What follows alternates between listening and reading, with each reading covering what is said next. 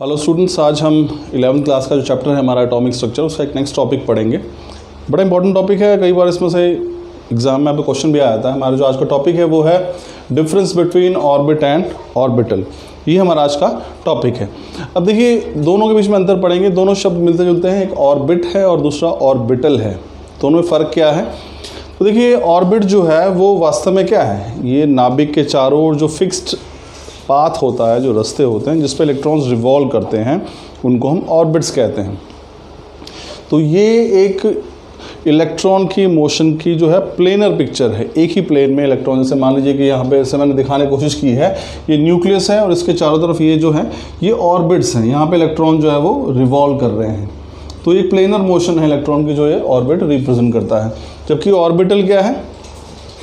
Orbital जो है वो नाभिक के चारों ओर, न्यूक्लियस के चारों ओर 3 डायमेंशनल स्पेस है, 3 आयामी जो है क्षेत्र है, जहाँ पे इलेक्ट्रॉन के होने की संभावना सबसे अधिक होती है। तो ध्यान रखिए, ऑर्बिट्स के अनुसार तो हमें पता है कि इलेक्ट्रॉन यहाँ पे मौजूद है, जो कि संभव है ही नहीं, क्योंकि हमने हाइजेनबर्ग अनसर्टेनिटी प्रिंसिपल पढ़ा है कि एक ही समय में इलेक्ट्रॉन की पोजीशन और उसकी मोमेंटम जो ज्ञात करना संभव है। लेकिन ऑर्बिट्स के हिसाब से तो मैं दिख रहा है कि इलेक्ट्रॉन जो यहाँ पे मौजूद है। लेकिन ऑर्बिटल के हिसाब से, जो कि एक्चुअल में सही कंसेप्ट है, वो ये बताता है कि नाभिक के चारों ओर वो 3 आयामी एरिया, ये देखिए 3 डायमेंशनल स्पेस है। अब इसमें इलेक्ट्रॉन यहाँ से कहीं पर भी हो सकता है, इसकी संभावना, लेकिन यहाँ पे होने की संभावना सबसे अधिक है। तो नाभिक के चारों ओर वो क्षेत्र जहाँ पे इलेक्ट्रॉन के होने की संभावना सबसे अधिक होती है, वो 3 आयामी क्षेत्र को हम ऑर्बिटल कहते हैं। तो ये 1 डायमेंशनल कंसेप्ट है उसका पाथ का, और ये 3 डायमेंशनल कंसेप्ट है। ये सही है, 3 आयामी जो है 3 डायमेंशनल कंसेप्ट जो है। अब देखिए, इसमें डिफरेंस देखते हैं क्या है। ऑर्बिट क्या है? ये circular path around the nucleus in which electrons revolve. ये नाभिक के चारों ओर वो वृत्ताकार रास्ते होते हैं, पाथ होते हैं, जिनमें इलेक्ट्रॉन्स जो हैं वो परिक्रमा करते हैं। ऑर्बिटल क्या है? 3 dimensional space around the nucleus where the probability of finding electron is maximum. ये किसी भी नाभिक के चारों ओर वो 3 आयामी क्षेत्र, 3 डायमेंशनल क्षेत्र होता है, जहाँ पे इलेक्ट्रॉन के पाए जाने की संभावना सबसे अधिक होती है। पहला डिफरेंस हो गया। दूसरा देखिए हमारे पास क्या है। अब यदि मैं कंसेप्ट मानूं कि हम ऑर्बिट को यदि मान के चलते हैं, तो ऑर्बिट जो है किसी भी मॉलिक्यूल के शेप को नहीं एक्सप्लेन कर सकता, जो कंसेप्ट है ऑर्बिट का। क्योंकि ये क्या है, ये नॉन डायरेक्शनल है। मान लीजिए अगर मैं अपने उदाहरण हम आगे पढ़ेंगे, जैसे पी ऑर्बिटल, मतलब पी एक्स ऑर्बिटल हम इस तरीके से बना दें, ये पी एक्स, तो ये एक एक्सिस के अलॉन्ग है, इसकी एक डायरेक्शन है।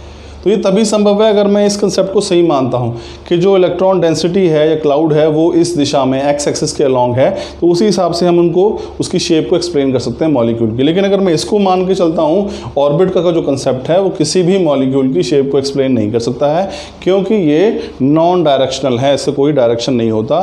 जबकि ऑर्बिटल जो है, it can explain the shape of molecules as it is directional. इसकी एक खास दिशा हो सकती है जिसके हिसाब से हम मॉलिक्यूल की शेप को एक्सप्लेन कर सकते हैं। तीसरा देखिए, मैंने आपको अभी बता भी दिया, फिर दोबारा इसको देख लेते हैं क्या है। The concept of orbital is against the Heisenberg uncertainty principle.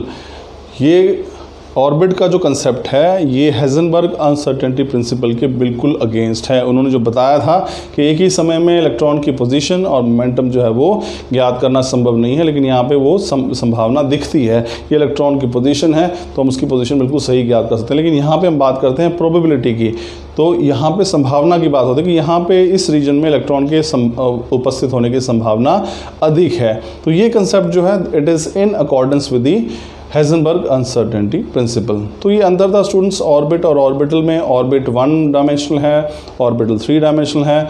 Orbit की सहायता से हम किसी मॉलिक्यूल की शेप को एक्सप्लेन नहीं कर सकते हैं, जबकि ऑर्बिटल कंसेप्ट जो है वो किसी भी मॉलिक्यूल को शेप को एक्सप्लेन कर सकता है। ऑर्बिट का जो कंसेप्ट है, it is against the Heisenberg uncertainty principle, जबकि ऑर्बिटल का जो कंसेप्ट है, it is in accordance with the Heisenberg uncertainty principle. So this was all about this topic, students, difference between orbit and orbital. Thank you.